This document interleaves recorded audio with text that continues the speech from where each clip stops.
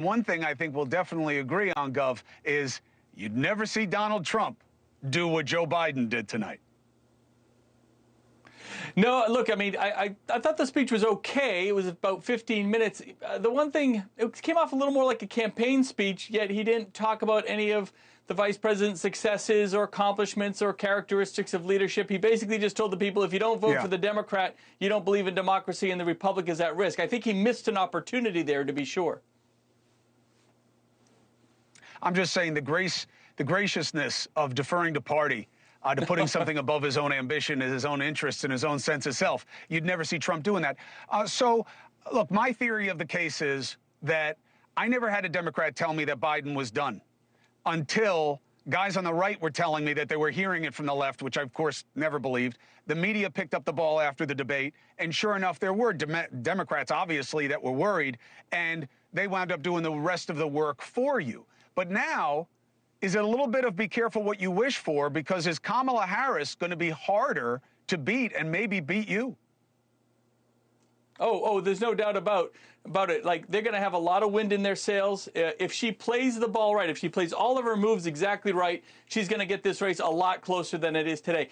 You know, I think the Democrats are going to have a strong month. There's no doubt about that. I think she's going to, if she has an opportunity to pick a good vice presidential candidate, which will be interesting and exciting, if they have a good convention, I think the American public will digest it a little bit. My sense is the first poll that will matter is like the Wednesday after Labor Day, right? Let America digest all this. Republicans had their strong moment. Democrats will have their moment. And then people kind of see where it is. And you'll still have 7, 8 to 10% undecided. The debate will be very important. There's no question about that. You know, she's going to do better in a debate, if there is one, than Biden, just because she'll be able to complete sentences and answer things. But she's by no means a strong public speaker. You are a real optimist.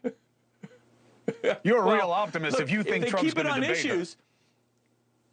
Yeah, I don't know. I mean, we really don't know. I think there'll be a lot of pressure to, again, allow that process to play out. The problem that the vice president has is her administration has no real great accomplishments here. I mean, even the media admits that. The border, inflation, homelessness, the mental health crisis in America, the immigration stuff, the cost of living, fuel cost. I mean, all of it has gotten worse over the last 4 years, and she can't walk away from her administration's poor leadership on that. So if they keep it to issues, they keep it to policy, if Trump doesn't get bombastic, if he plays it professional, I think he did a pretty good job in the first debate, keeping it under control. If he can do that and focus on the issues and their lack of accomplishment, I think he can hold on and win this thing. But it's going to be a pretty wild 100 days. Every day is going to be interesting.